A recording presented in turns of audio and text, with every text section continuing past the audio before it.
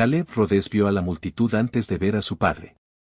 El polvo flotaba en el aire inmóvil de la calle principal de Southern Ridge. Los cuerpos estaban congelados, en silencio. El tipo de silencio que precede a los disparos, a los gritos o a la muerte.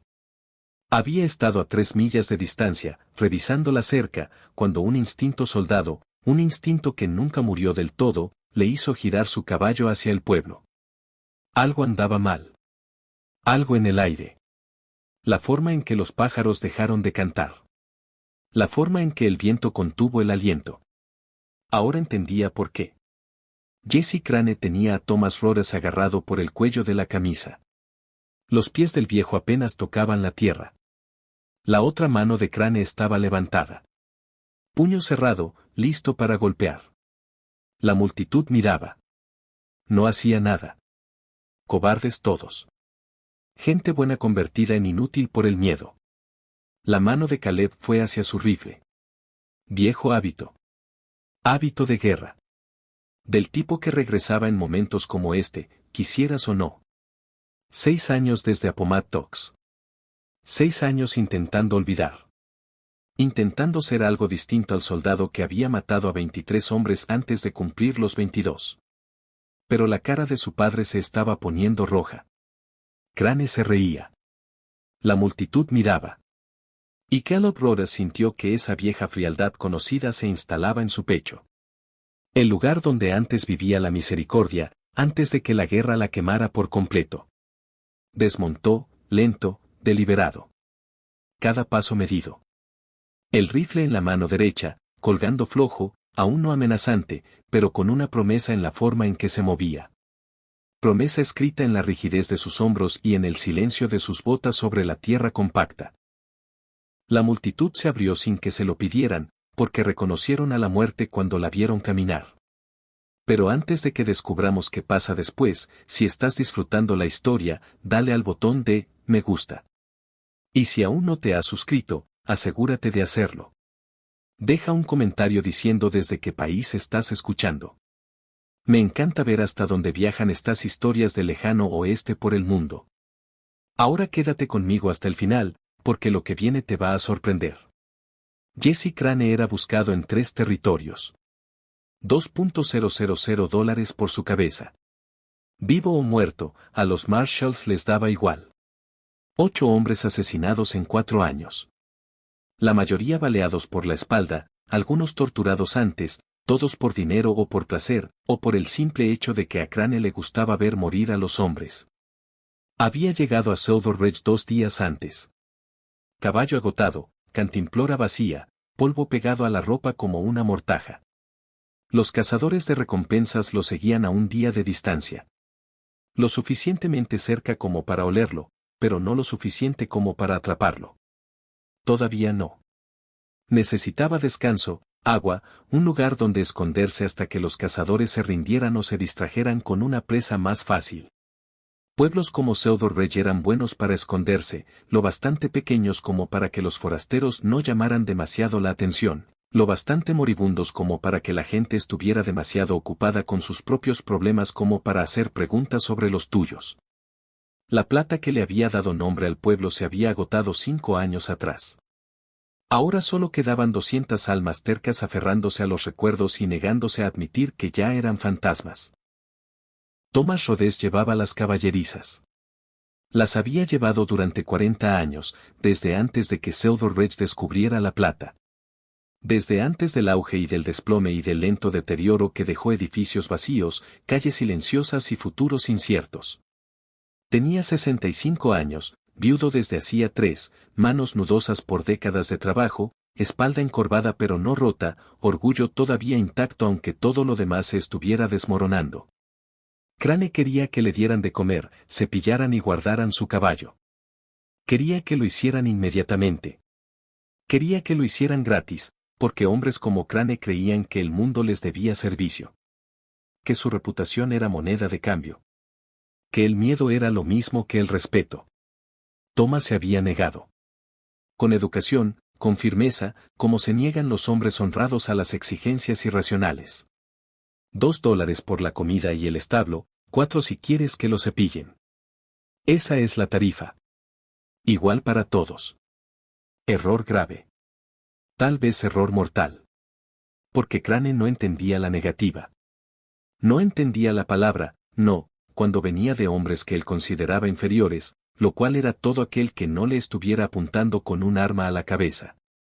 Así que agarró al viejo por el cuello y lo arrastró hasta la calle para enseñarle a Theodore Reich qué pasaba cuando alguien le decía, no, a Jacy Crane. La multitud se reunió como siempre se reúnen las multitudes cuando la violencia florece en público, atraídos por el espectáculo, por la terrible fascinación de ver humillado a otro ser humano, por el alivio de que le estuviera pasando a otro, por la vergüenza de saber que deberían intervenir y el miedo que se lo impedía. Crane sostenía a Thomas en alto, los dedos de los pies del viejo apenas rozando la tierra, la cara enrojecida no por falta de aire. Crane no lo estaba ahogando, solo lo exhibía, demostrando propiedad, mostrando lo que pasaba cuando lo desafiabas, creando un ejemplo que se extendería por Theodore Reich como evangelio. Este viejo idiota, anunció Crane a los espectadores reunidos, cree que puede cobrarme. A mí. Como si yo fuera un don nadie cualquiera. Sacudió a Thomas, lo hizo bailar como marioneta. Cree que sus establos de mierda y sus caballos acabados valen dinero. Cree que tiene derecho a ponerme condiciones a mí, Jacy Crane. Nadie respondió. La multitud solo miraba, cara de piedra, calculando el riesgo de intervenir contra la certeza de las consecuencias. La mayoría conocía a Thomas. Buen hombre, justo, honrado en sus tratos, amable con los vecinos. Dao tipo que hacía que una comunidad valiera la pena. Pero la bondad no detenía los puños. La justicia no detenía las balas. Y Jacy Crane tenía una reputación escrita con sangre que convertía a los buenos hombres en cobardes cuando más importaba. Thomas no suplicó, no rogó, solo aguantó. Los ojos fijos en algún punto lejano, negándose a darle a Crane la satisfacción de verle miedo. Truco de viejo soldado, tal vez, o simplemente orgullo terco. Fuera como fuera, su silencio parecía enfurecer más a Crane que si hubiera suplicado. ¿No tienes nada que decir, viejo? Crane retrocedió el puño, preparándose para golpear, para romperle la nariz o la mandíbula o lo que se rompiera primero. Tal vez esto te suelte la lengua. El puño avanzó, dirigido a la cara de Thomas. La física y el impulso ya estaban comprometidos. El impacto era inevitable. Entonces una voz cortó el silencio reunido. Calmada, baja, con un peso que hizo que el puño de Crane se detuviera a medio camino. Suéltalo. Jacy Crane giró y vio a Caleb Rhodes de pie a 10 pies de distancia, rifle en mano y muerte en los ojos. Caleb se detuvo exactamente donde se detienen los pistoleros. Matemática antigua, distancia profesional, lo bastante cerca para ser oído, lo bastante lejos para sacar si fuera necesario. Da un tipo de posicionamiento que viene de haber matado antes y saber que quizá tengas que volver a hacerlo. Su rifle colgaba flojo en la mano derecha, sin apuntar, sin amenazar, solo presente. Pero la forma casual y competente en que lo sostenía, de alguien que sabía exactamente cuán rápido podía levantarlo y disparar, lo convertía de herramienta en promesa. Una declaración escrita en acero y disposición. Suéltalo, repitió Caleb cuando Crane no respondió de inmediato. Su voz no llevaba emoción, ni ira, ni miedo, solo la certeza plana de alguien que ya había decidido qué pasaría después y estaba en paz con ello. Crane giró del todo, todavía sosteniendo a Thomas, usándolo tal vez de escudo o de rehén, calculando rápido, evaluando este nuevo elemento en la ecuación. Joven, finales de los 20, cuerpo sólido bajo ropa gastada de trabajo, manos firmes, ojos. ¿Este es tu chico, viejo? Preguntó Crane a Thomas. Lo sacudió para enfatizar. No obtuvo respuesta. El orgullo de Thomas no le permitía pedir ayuda, ni siquiera cuando la ayuda estaba ahí ofreciéndose. Te hice una pregunta. Es mi hijo, respondió Caleb. Sus ojos nunca dejaron la cara de Crane, nunca parpadearon. Da un tipo de mirada que viene de haber mirado a la muerte tantas veces que dejó de ser aterradora y se volvió solo otro hecho. Como el clima, como el hambre, como el inevitable amanecer. Y te estoy pidiendo educadamente que lo sueltes. Pidiéndotelo educadamente. Crane se rió, Soltó a Thomas con un empujón que hizo tambalear al viejo. Thomas se estabilizó, se apartó, pero no se fue. No huiría aunque la supervivencia lo sugiriera. Caleb registró la posición de su padre con visión periférica, calculando campos de tiro, asegurándose de que el viejo estuviera fuera de la línea de fuego de lo que estaba a punto de pasar. Porque algo iba a pasar. Los dos hombres lo sabían. La multitud lo sabía. Hasta el polvo en el aire parecía saberlo, suspendido en anticipación de la violencia que perturbaría su quietud. ¿Qué pasa?, preguntó Crane lentamente, si no me da la gana de ser educado de vuelta. La expresión de Caleb no cambió, no se endureció ni se suavizó, permaneció la misma máscara de aceptación tranquila. Entonces tendremos otro tipo de conversación, dijo, voz tan firme como sus manos, tan firme como su pulso. Da tipo que termina con uno de nosotros desangrándose en esta calle. La multitud contuvo el aliento colectivamente. Nadie le hablaba así a Jesse Crane. Nadie le daba ultimátums. Nadie lo trataba como si fuera el quien debía tener miedo. Pero aquí estaba este hijo de caballerizo. Este don nadie de un pueblo moribundo haciendo exactamente eso. El dedo de Caleb se movió ligeramente sobre el gatillo del rifle, apenas visible, pero Crane lo vio, lo reconoció. El microajuste de alguien preparándose para disparar. La decisión es tuya. Vivir o morir, pero decide ahora.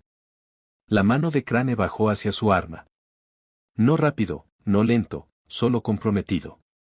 La decisión tomada. El momento llegó, y todo lo que vino después ocurrió en el espacio entre latidos. El saque de Crane fue profesional, practicado, años de repetición, años de muertes. Su mano se movió con la suave confianza de alguien que había hecho ese movimiento 1000 veces. Memoria muscular tomando el control, pensamiento consciente desapareciendo, solo la pura mecánica de matar. Su Colt salió de la funda.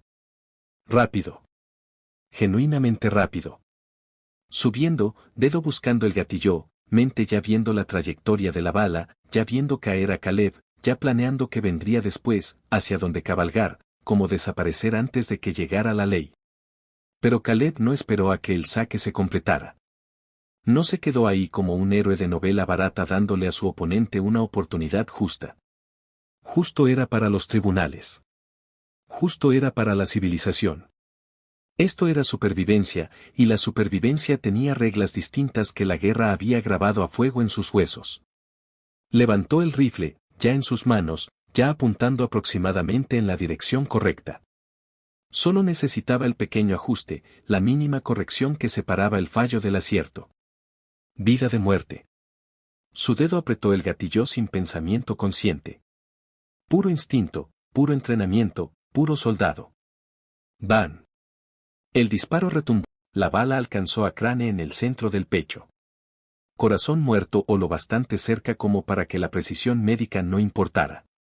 Del tipo de disparo que terminaba discusiones, amenazas, vidas. El Colt de Crane se disparó por reflejo.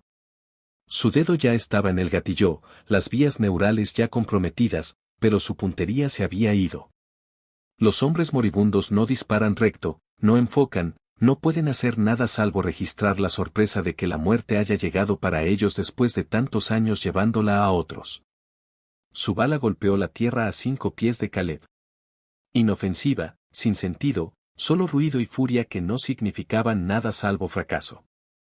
Crane se quedó de pie un momento, tambaleándose, mirando hacia abajo la roja que se extendía por su camisa como una flor obscena abriendo. Mirando hacia arriba a Caleb con expresión de genuina sorpresa, como si realmente hubiera creído que era demasiado rápido para morir, demasiado malo, demasiado practicado, demasiado legendario.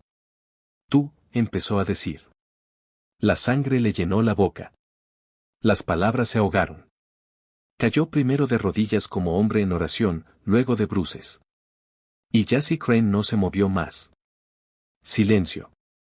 Silencio completo, absoluto. Del tipo que sigue al trueno, del tipo que llena los espacios donde antes había ruido y hace que la ausencia sea casi física. La multitud miró, congelada, procesando, intentando reconciliar lo que acababan de presenciar con lo que habían creído posible. Jesse Crane. El Jesse Crane yacía muerto en la calle principal de Silver Ridge. Matado por el hijo silencioso de Thomas Roras. El chico que se había ido a la guerra y había vuelto distinto. Dado que nadie sabía mucho salvo que ayudaba a su padre, se mantenía aparte y hablaba solo cuando era necesario. Ahora sabían algo más. Sabían que era peligroso. No peligroso de enfadado, no peligroso de violento, sino peligroso de capaz. Dao tipo que viene de haber cruzado líneas que la mayoría nunca se acerca y descubrir que cruzarlas era sorprendente. Nada de eso era verdad. Nada de eso era real. Solo narrativa. La gente necesitaba dar sentido a la violencia que no entendía del todo. Explicar cómo un solo joven había matado a un forajido notorio delante de 40 testigos para justificar por qué ellos se habían quedado ahí sin hacer nada mientras maltrataban al viejo Thomas Roras. El Sheriff Marrow se abrió paso entre la multitud. Tarde, como siempre. Buen hombre, pero lento. Tal tipo que prefería hablar a disparar, mantenía la paz siendo razonable, lo cual funcionaba bien hasta que alguien como Crane llegaba al pueblo. Entonces los hombres razonables esperaban a que los irrazonables resolvieran los problemas con la violencia que ellos no podían soportar. Caleb, dijo Marrow en voz baja. Sus ojos pasaron del cuerpo al rifle a la cara vacía de Caleb. Cuéntame qué pasó aquí. Estaba haciendo daño a mi padre, respondió Caleb. Voz firme. Como quien informa hechos más que justificándolos. Le pedí que parara. Sacó contra mí. Le disparé. Defensa propia. Marrow se arrodilló junto al cuerpo de Crane. Buscó pulso por costumbre, aunque la cantidad de sangre decía que era inútil. Notó el colt en la mano de Crane. Notó el ángulo de la caída. Notó la colocación de la herida. Todo consistente con la historia de Caleb. Todo limpio, profesional, del tipo de muerte que no levantaba preguntas legales, aunque sí levantara otras. ¿Alguien discute esa versión? Preguntó a la multitud. Silencio, cabezas negando, testigos confirmando lo que todos habían visto. Crane había sacado primero. Caleb había respondido. Así de simple. Así de limpio según la ley de Colorado. Es Jesse Crane, ofreció a alguien de la multitud. Información innecesaria, pero la gente siempre sentía la necesidad de decir lo obvio después de la violencia. Como si nombrar al muerto hiciera la muerte más real, más permanente. Nada de eso era verdad. Nada de eso era real. Solo narrativa. La gente necesitaba dar sentido a la violencia que no entendía del todo. Explicar cómo un solo joven había matado a un forajido notorio delante de 40 testigos para justificar por qué ellos se habían quedado ahí sin hacer nada mientras maltrataban al viejo Thomas Roras. El Sheriff Marrow se abrió paso entre la multitud. Tarde, como siempre. Buen hombre, pero lento. Tal tipo que prefería hablar a disparar, mantenía la paz siendo razonable, lo cual funcionaba bien hasta que alguien como Crane llegaba al pueblo. Entonces los hombres razonables esperaban a que los irrazonables resolvieran los problemas con la violencia que ellos no podían soportar. Caleb, dijo Marrow en voz baja. Sus ojos pasaron del cuerpo al rifle a la cara vacía de Caleb. Cuéntame qué pasó aquí. Estaba haciendo daño a mi padre, respondió Caleb. Voz firme. Como quien informa hechos más que justificándolos. Le pedí que parara. Sacó contra mí. Le disparé. Defensa propia. Marrow se arrodilló junto al cuerpo de Crane. Buscó pulso por costumbre, aunque la cantidad de sangre decía que era inútil. Notó el colt en la mano de Crane. Notó el ángulo de la caída. Notó la colocación de la herida. Todo consistente con la historia de Caleb. Todo limpio, profesional, del tipo de muerte que no levantaba preguntas legales, aunque sí levantara otras. ¿Alguien discute esa versión? Preguntó a la multitud.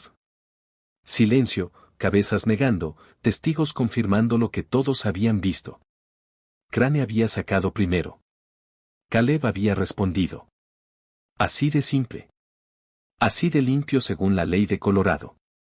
Es Jesse Crane, ofreció a alguien de la multitud.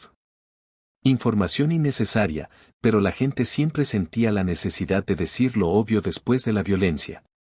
Como si nombrar al muerto hiciera la muerte más real, más permanente. «Sé quién es», respondió Marrow. Se puso de pie, miró a Caleb con expresión a medio camino entre respeto y preocupación. «Hay una recompensa de $2.000, vivo o muerto. La tendrás en cuanto presente los papeles al Marsal Territorial. Puede tardar unos días. $2.000. Una pequeña fortuna para la mayoría.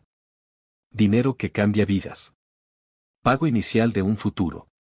Billete para salir de un pueblo moribundo.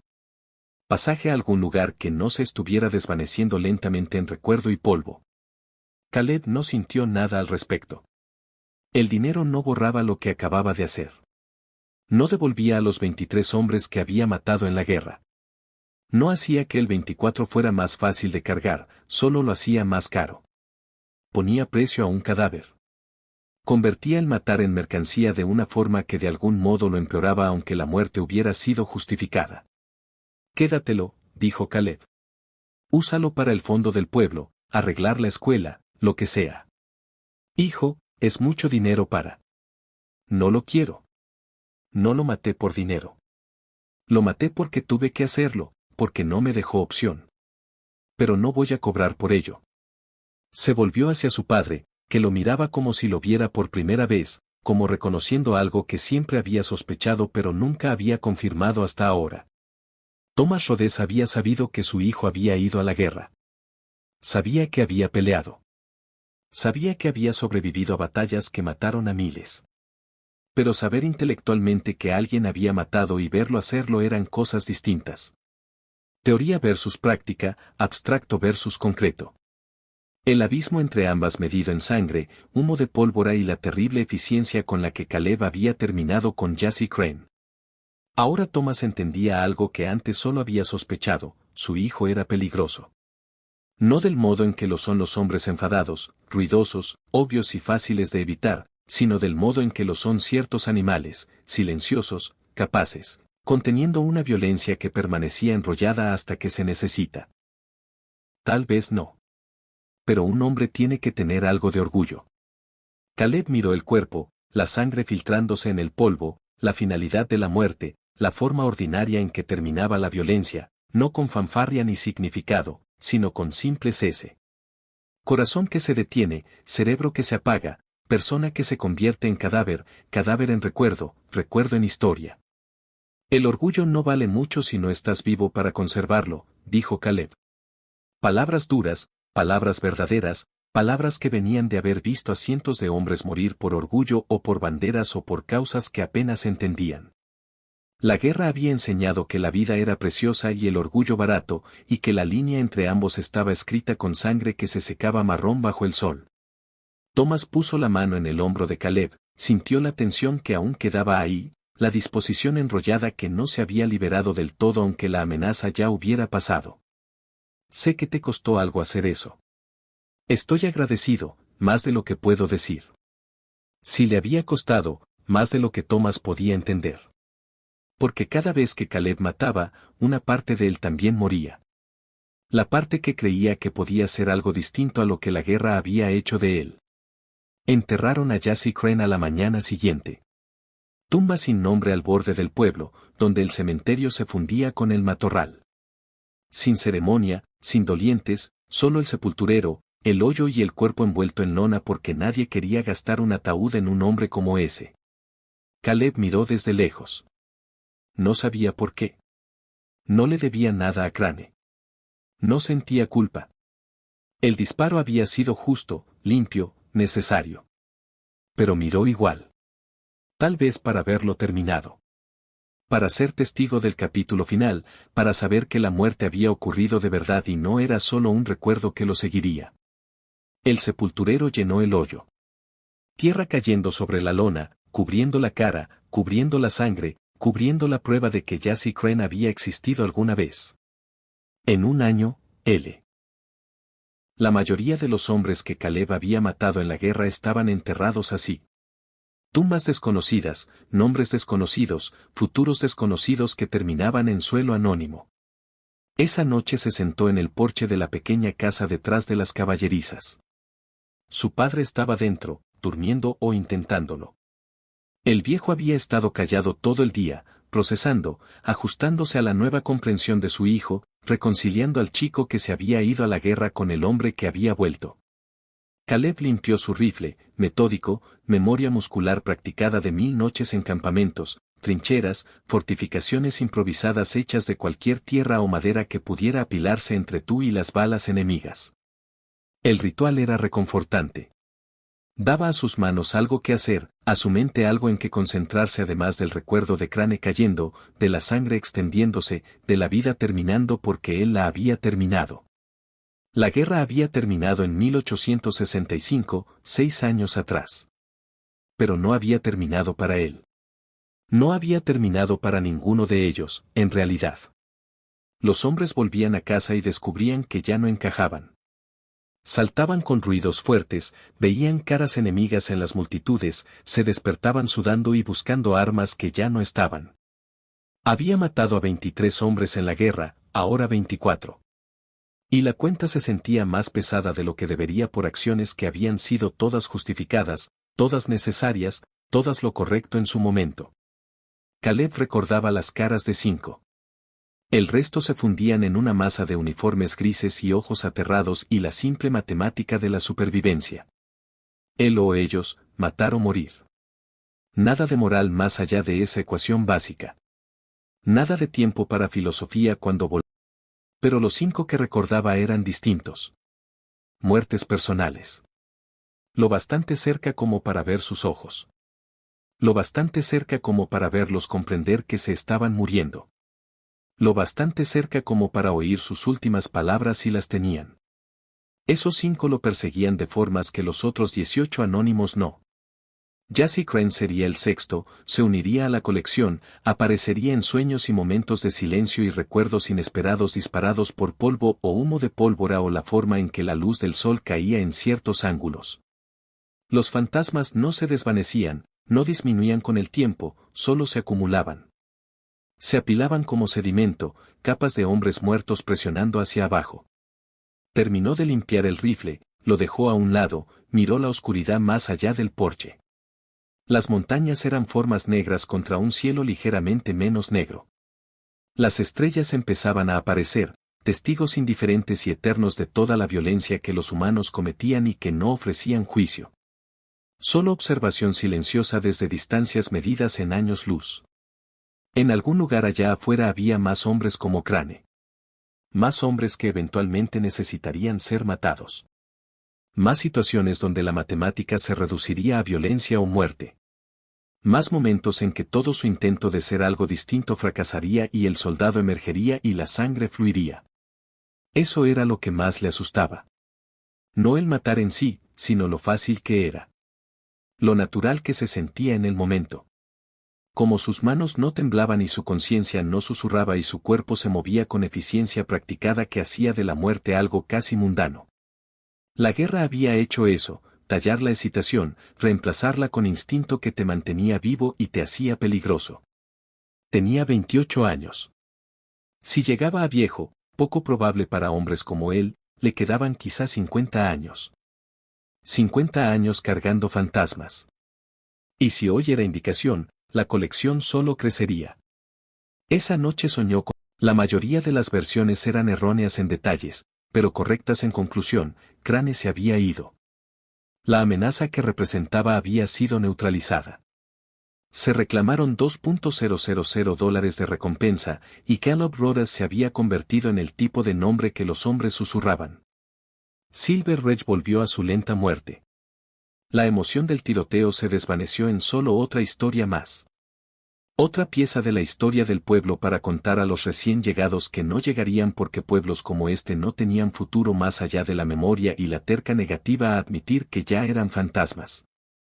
Caleb volvió a la rutina. Tareas de mañana, reparaciones de tarde, silencio de noche. El trabajo era honrado, simple. Mantenía sus manos ocupadas y su mente ocupada y sus demonios temporalmente callados. Daba de comer a los caballos, limpiaba los establos, arreglaba cercas, reparaba tejados, hacía todo lo que había que hacer en el mantenimiento interminable necesario para evitar que cualquier cosa se derrumbara del todo. Su padre se recuperó de los moratones físicos. Los psicológicos tardaron más. Thomas siempre había sabido que Caleb era capaz, pero capaz y letal eran cosas distintas. Una era potencial, la otra hecho probado. Ahora el viejo miraba a su hijo con algo parecido al cansancio mezclado con amor, gratitud y orgullo. No hablaban de ello. No discutían el tiroteo ni la sangre ni lo que significaba. Solo seguían con sus días fingiendo que la normalidad podía restaurarse mediante la repetición y la rutina, fingiendo que la violencia había sido una aberración y no la revelación de lo que Caleb siempre había sido y siempre sería, sin importar cuánto intentara enterrarlo.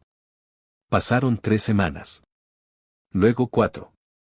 Caleb empezó a creer que tal vez había terminado. Que tal vez Crane había sido un incidente aislado. Que tal vez Theodore Reich se quedaría tranquilo. Que tal vez podría volver a la paz cuidadosa que había estado construyendo desde que volvió de la guerra.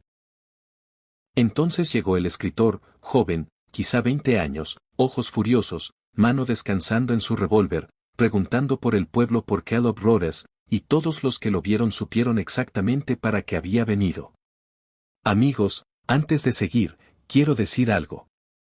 Si se están dejando llevar por este oscuro viaje por el viejo oeste, si la lucha de Caleb les llega, si estas historias de hombres tratando de escapar de sus pasados violentos les resuenan, me sentiría honrado si se suscribieran a Wild West Radio. Denle al botón de me gusta. Dejen un comentario diciendo desde qué país están escuchando. Me encanta de verdad saber hasta dónde llegan estos relatos por el mundo, saber que alguien en Brasil o España o Australia está oyendo estas mismas historias de la frontera que todavía resuenan en nuestra memoria colectiva. Su apoyo significa todo y me ayuda a seguir trayéndoles estas narrativas de hombres y mujeres que construyeron y destruyeron y sobrevivieron en una época en que la justicia y la supervivencia eran a menudo la misma cosa. Ahora volvamos con Caleb y el joven que había venido a buscarlo. El jinete lo encontró en las caballerizas. Caleb levantó la vista de palear estiércol. Vio al joven recortado en la puerta, retroiluminado por el sol de la tarde. Vio la postura, el posicionamiento, la tensión lista. Lo reconoció todo de inmediato. Tú eres Caleb Rhodes. La voz era tensa, rabia apenas contenida. Lo soy. Caleb dejó la pala, alejó las manos de ella, mostrando que no iba por un arma. No amenazaba. Todavía no. Tú mataste a Jassy Crane. Lo hice. No tenía sentido negarlo cuando todos lo sabían. Cuando el Marsal Territorial lo había confirmado en documentos oficiales. Fue defensa propia. Sacó contra mí. El sheriff lo vio. 40 personas lo vieron. No me importan los testigos. No me importa la ley. Era mi primo. Sangre de mi sangre. Eso tiene que pagarse. La mano del joven se acercó más a su revólver. Caleb dio un paso adelante, vio tensarse a Daniel, vio los micromovimientos que preceden a la violencia, los tells que la guerra le había enseñado a leer. No lo suficiente como para saber que morir por la razón equivocada sigue siendo morir. Que la venganza no trae a nadie de vuelta. No arregla nada. Solo añade más cuerpos a la cuenta. La mandíbula de Daniel se apretó. Fácil decirlo para ti.